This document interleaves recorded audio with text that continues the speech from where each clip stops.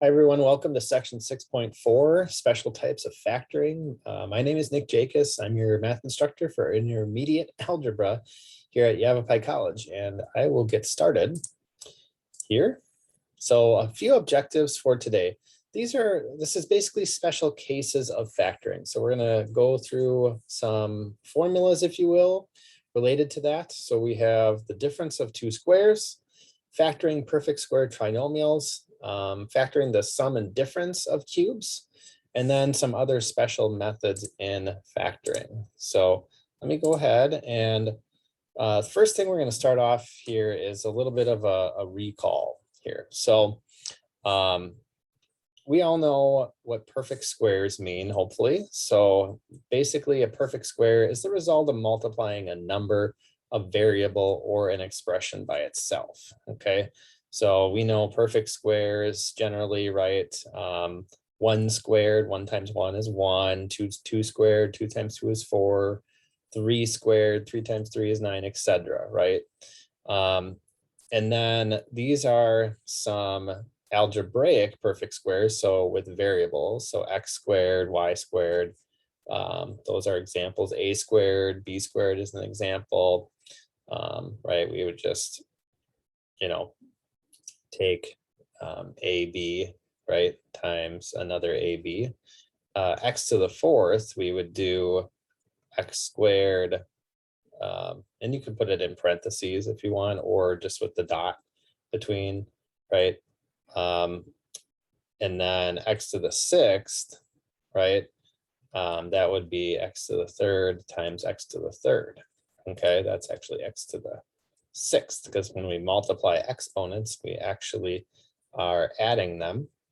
And we'll actually get into that more later in the term, but you would probably need to know something maybe like this, where you know that x squared times x squared is x to the fourth. But anyway, this would be an example with an expression, right? So I said number, variable, or expression. So we have two expressions that are being multiplied here. And kind of what we had learned earlier was through FOIL, right, to kind of figure this out. And I'll just kind of do a brief review of FOIL.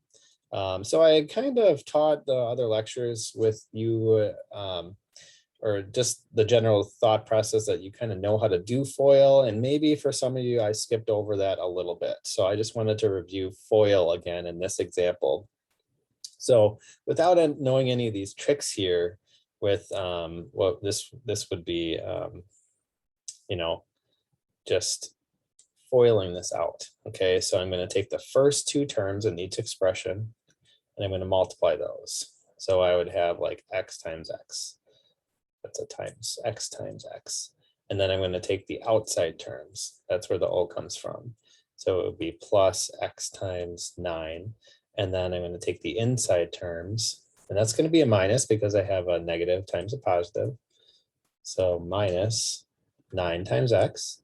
And then, so that's inside. And then our last two terms, I would have, and again, that's a minus, negative times a positive, 9 times 9. And that would give us x squared plus a 9x minus a 9x minus 81. And that equals x squared minus 81. Okay. Now, the whole kind of point of this today, by the way, the 9s would have canceled out, right? The whole point of this is that we are going to try to recognize to take this x squared minus 81, and then automatically think, okay, well, x squared is a perfect square, right? It's an algebraic or a variable perfect square. And then 81 is a perfect square, right? 9 times 9. And to be able to take this and then automatically just put it into this form without doing any work, basically. So that's the goal for today, at least for difference of squares. It's called a difference of squares because if we remember, the word difference in math means we have a subtraction, right? Sum would mean addition. Okay, so this is kind of our formula then for this. So, and again, the last example was we had x squared minus 81, right? And we would know now, using this kind of formula, that, well, what is basically, we're thinking of what is the square root of a squared? Well, it's a. Well, what's the square root of x squared? It's x. So I can kind of write this out and put x in there right away. And then you would be thinking, well, what's the square root of b squared? Well, the square root of b squared is b. But then here, what's the square root of 81? Well, it's 9, right? So I would have x minus 9 and then x plus 9. Again, you're just trying to think of in here, you know, right down here, what's the square root of x squared? And then what's the square root of 81? And then putting those in there. And then in a little while, we'll actually do the sum and difference of cubes. And then you'll be thinking, well, what's the cube root, right, for each of those? But we'll get to that in a little bit. So let's do some examples. So factor each difference of 2 squared. So this one is x squared minus 16. So you're going to be thinking, right, you're definitely going to be thinking of your formula, right? Oops. So your formula would be the a squared minus b squared is equal to a minus b times a plus b. So thinking of that in your head, and this is only for a difference. We'll get to that in a second. Only for when we have a subtraction sign between the two of those. But again, you're thinking of what is the square root of x squared, and we know that that's just x. So I'm going to plug those into the formula. And then what's the square root of 16? Well, the square root of 16, what two numbers multiply to give you 16 that are the same number? That would be 4. So it's going to be x minus 4 and x plus 4. And that's the answer. This one is 5x squared plus 8y squared. Well, first of all, there's a couple of issues here. 5 is not a perfect square, right? 25 would be. And then 8 is not a perfect square. That would have to be like a 64 or something like that, okay? So, and then the other issue is this is a plus sign, right? But really, we're only looking at difference for when we're looking at 2 squares. So this one cannot be factored. Cannot be factored. And there's also no greatest common factor. You're right. We talked about greatest common factor last time. This one cannot be factored because the sum of squares is not a thing, right? I'll just say literally the sum of squares, right, is not a thing. Okay, very unmathematical there, but you know, it's just what it is. Okay, we cannot factor that any farther. By the way, there is a sum of cubes, and I just mentioned earlier that we'll talk about that in a moment. So here again, you're going to say, okay, well, we got to check a couple things. Is this next example, is it a difference? Yes. And then are all of these coefficients, including variables, are those squares, or are they perfect squares? And they are, right? Because we know that the square root of 25x squared is all the square root of, sorry, that should all be under the square root. The 25 square root of 25 is 5, and then the square root of x squared is x.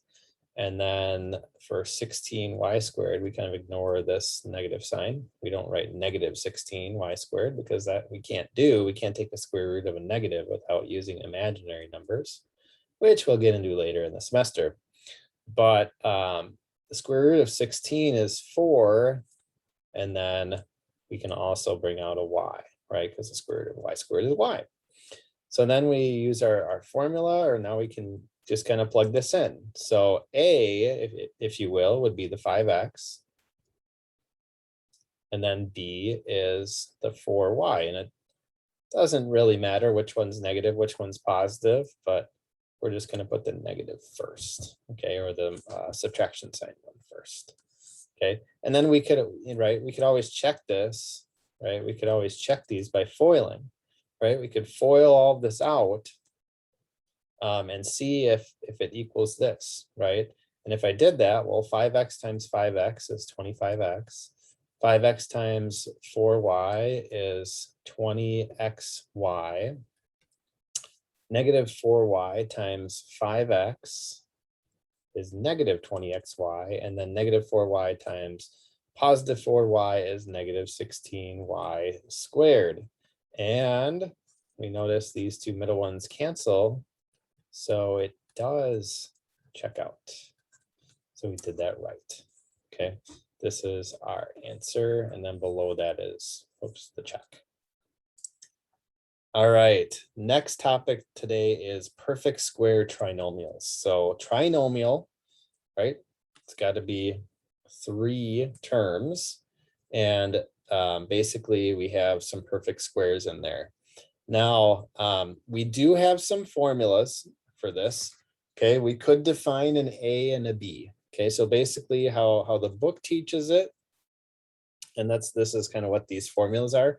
The book teaches it as these two end ones have to be perfect squares. Okay, and then the middle term does not have to be. But from that, you're gonna, take the square root of each of those, do kind of the same thing that we were doing, and find your A and B, and then fill it into the formula. For me, what I like to do is not have a separate rule for this. Okay, so we're just gonna factor these like we would in the other sections. Probably, I think it was section 6.3. Okay. So we're actually just going to do the same method of multiplying the two n numbers and then splitting the middle term. Okay, so I'll show you guys that. Actually, this one we don't have to split the middle because we don't have a coefficient on in front here. So this is just a 1. So remember what we did here, right? We took this number, which is a 1, and we times it by 16. Right, that's just 16. And now we need factors of 16 that add to 8, right? So factors, let me make our factor tree here. So we have 1 and 16, we have 2 and 8, 4 and 4, okay? Which two ones add to 8? Well, the 4 and the 4, right? And they both have to be positive in order for that to happen. And so what we did in the last sections is we just said, okay, this is going to be x because that's the square root of x squared, and then the 4s are going to go in here like so. And again, you can FOIL this out to make sure that it's correct, and it will be. And then the other way to write it is this guy. Okay, so these are both the same terms, so I can just say, oh, that's x plus 4 squared. Okay, and that's it. That's all you have to do for that one. Okay, so we're not really learning any new thing. Okay, and I can show you what the book does. Okay, right? They're just going to take the square root of this. So they're going to say your A is x, and then they're going to take the square root of 16 and say that's 4.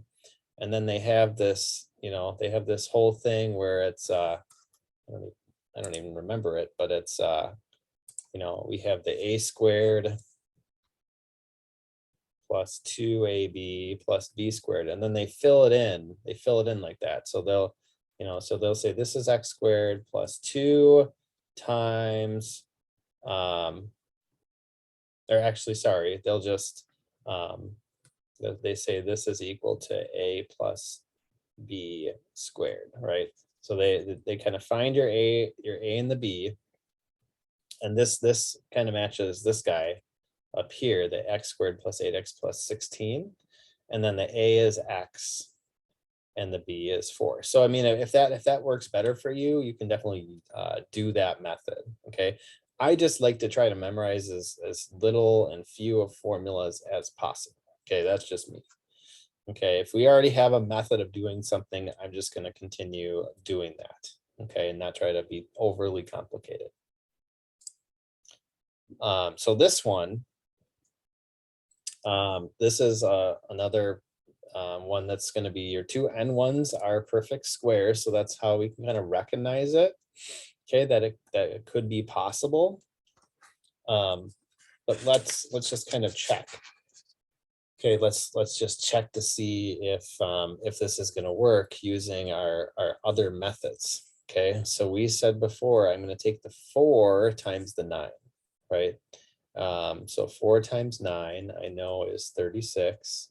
And now I'm going to split 36 up and try to get factors of that give me a negative 12.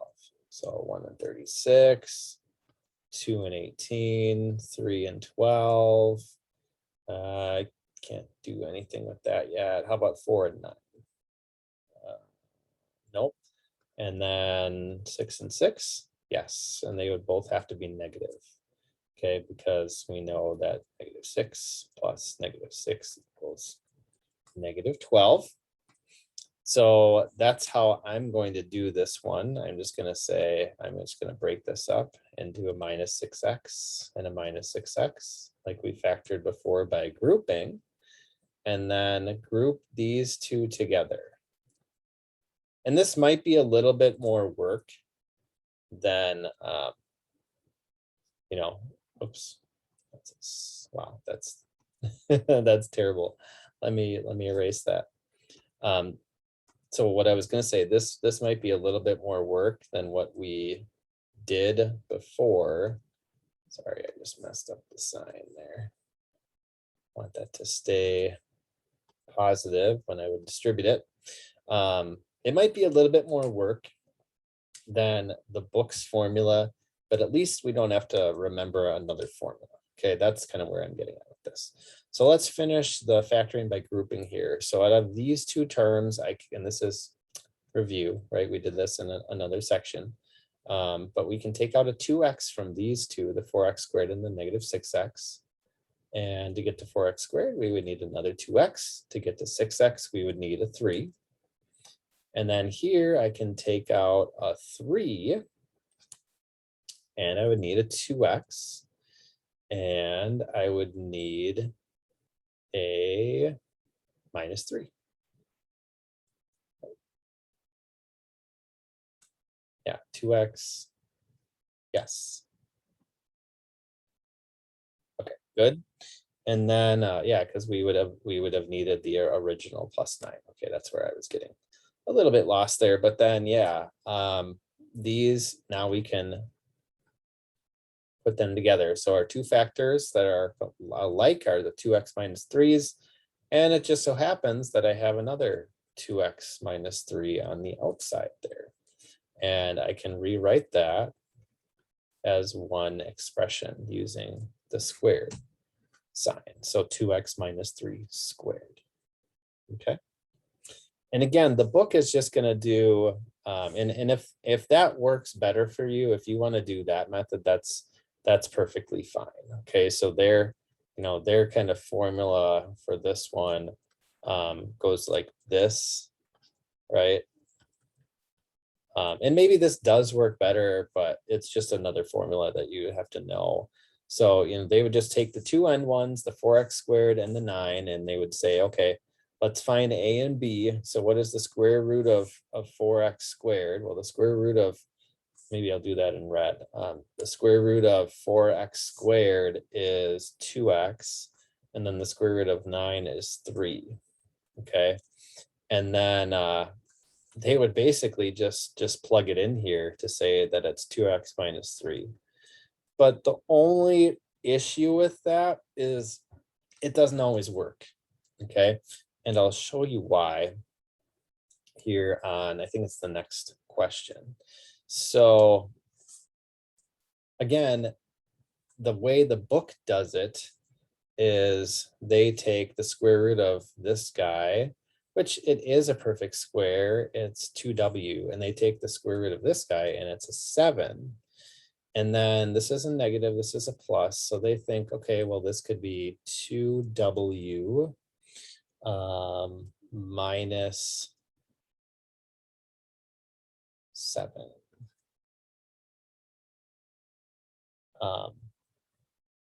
But the only issue there, and let's see here.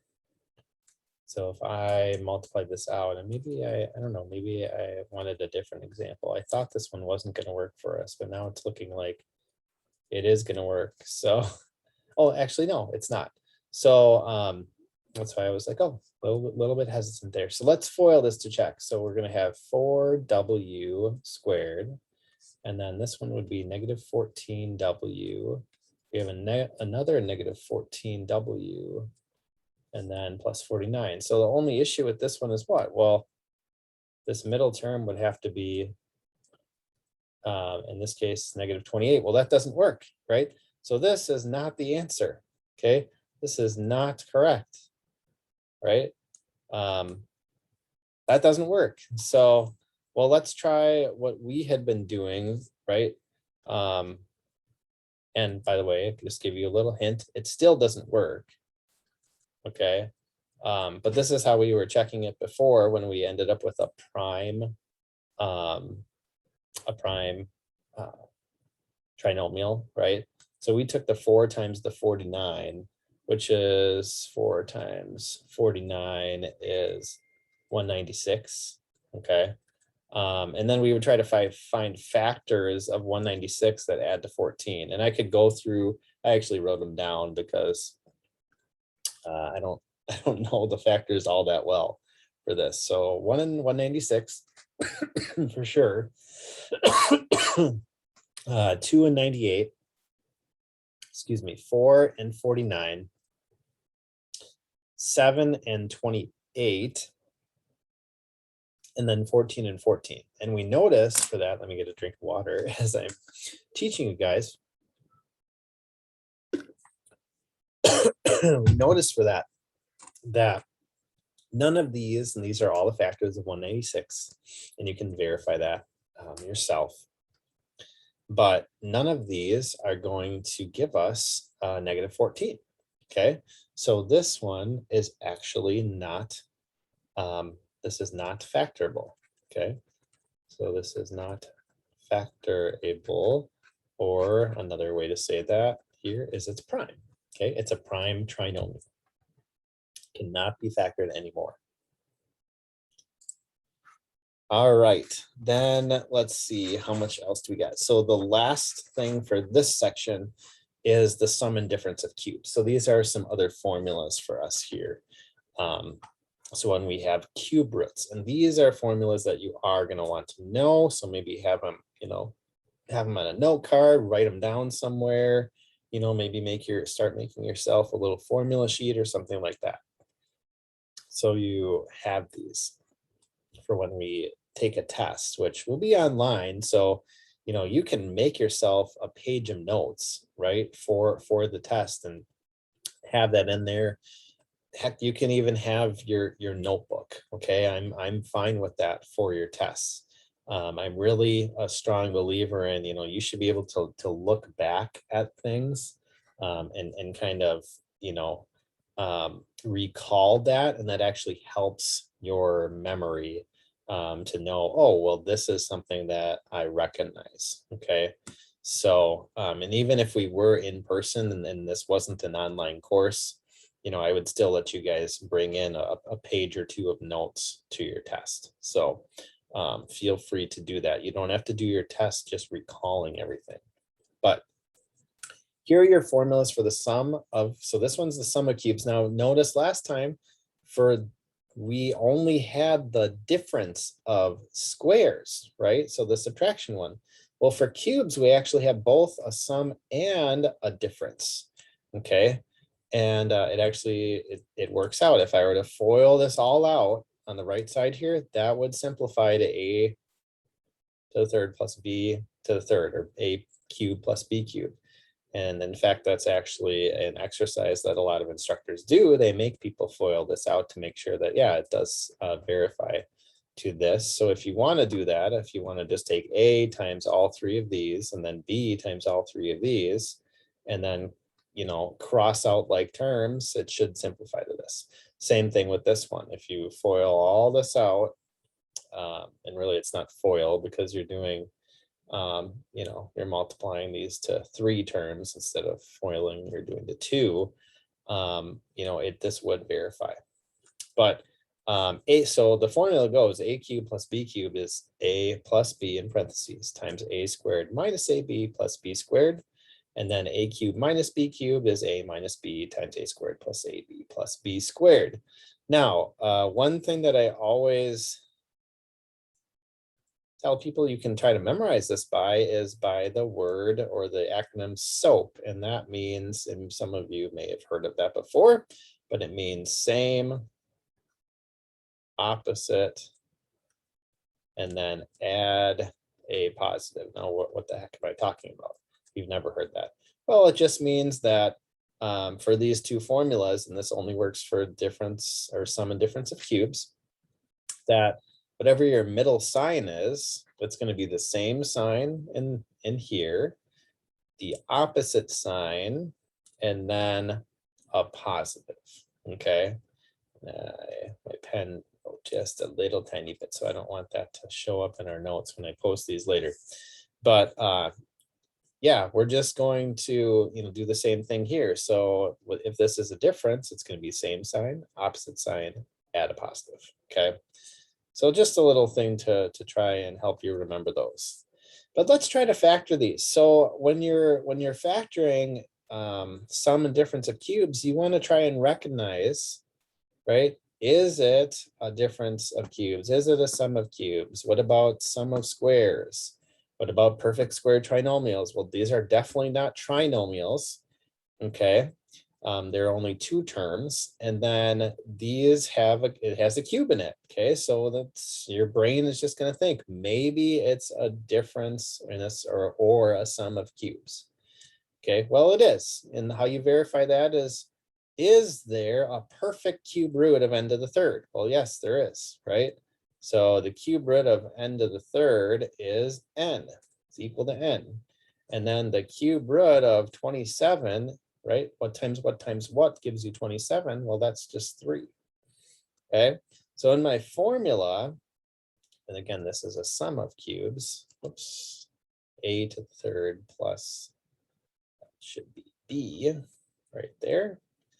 A to the third plus b to the third equals a plus b, so same signs, and then opposite sign, so a plus b times a squared minus ab plus b squared. Okay, and that's my formula. And then all I need now is, well, what is a, what is b? Well, okay, the n here, that could act as your a. And then the 3, well, that could act as b, right? If you're kind of looking to, oh, how do I plug these into the formula? Well, just like that. So now this is going to be n plus 3 times, so a squared or n squared minus n times n times, I said 3 and I wrote a b, so n times 3 and then plus b squared. Well, plus 3 squared, right? Well, 3 squared is 9. And if you want to, I won't, I'm trying not to skip any steps. Sometimes it's hard, but this could be 3 squared, and I'll write the 9 later. So then let's simplify it a little bit. It's going to be n to the third times n squared minus n times 3, same thing as 3n. We always want to write that coefficient first, and then plus 9. And this is your answer right here. That's how that factors. And then for this one, again, we want to, right? Well, getting a little bit ahead of myself, but you want to ask yourself the question, is 8 a perfect cube? Yes, it is, because 2 times 2 times 2 is 8, and then x cubed, x times x times x, right? So that would be, wow, okay, sorry. Getting way ahead of myself here. That would be, so the cube root of 8x cubed, I kind of wrote the answer, is 2x. And then the cube root of 125 y cubed, well, what times what is 125? Well, that's 5. And then cube root of y to the third is y. Okay, so then this is now what's an a? This is a difference of cubes, because it's a subtraction and there's 2 perfect cubes between that subtraction sign. And that's going to be a minus b, same signs, opposite sign, a squared plus ab, and then plus b squared. And then we just fill it in. So we have 2x minus 5y, and then a squared. So I have 2x squared. What is 2x squared? Okay, Well, that's just 2x times 2x, which is 4x squared.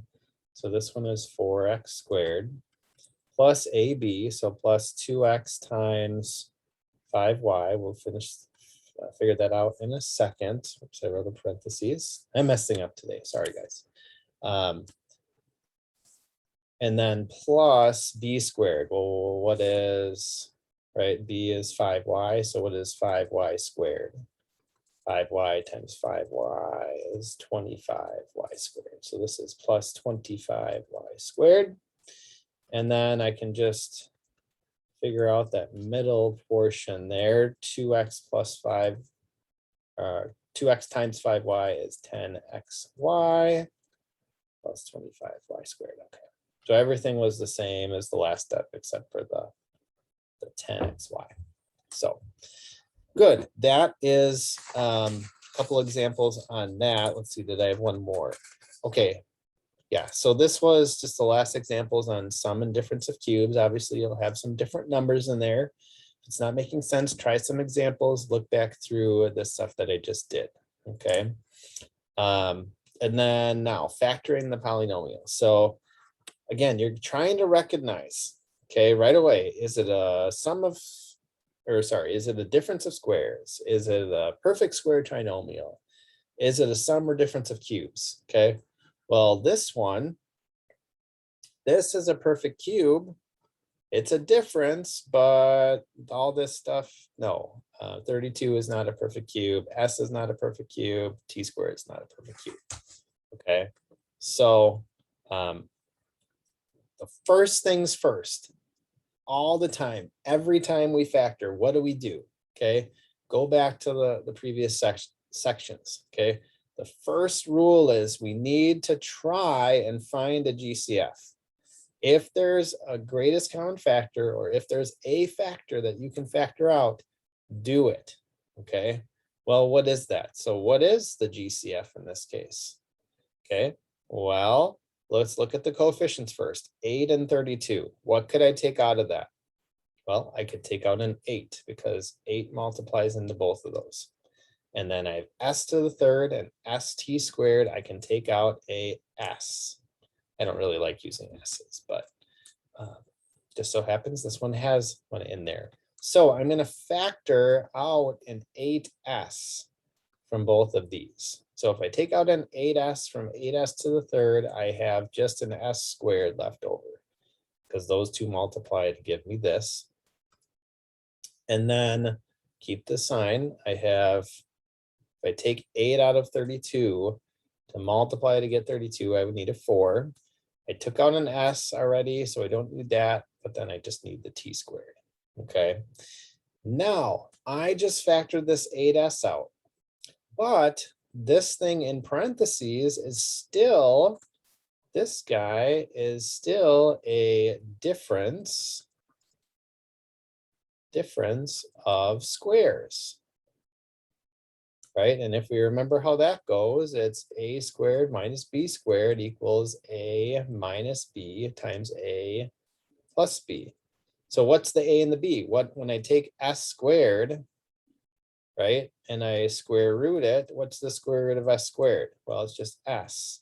And then what's the square root of 4t squared? Well, that's just 2t. So this is going to act as our a, and this is going to act as our b. So let's factor that. So I'm going to keep the 8s. That's really key. Okay, keep the 8s, and then factor this guy. So I'm going to have s going off of this. S goes for a minus 2t goes in for b times s plus 2t, and that's your answer. So that is section 6.4. I'm going to stop the share. Feel free to ask me any questions. Start on your homework from 6.4 and let me or the Learning Center know if you need any help. So have a good rest of your day. Thanks for watching.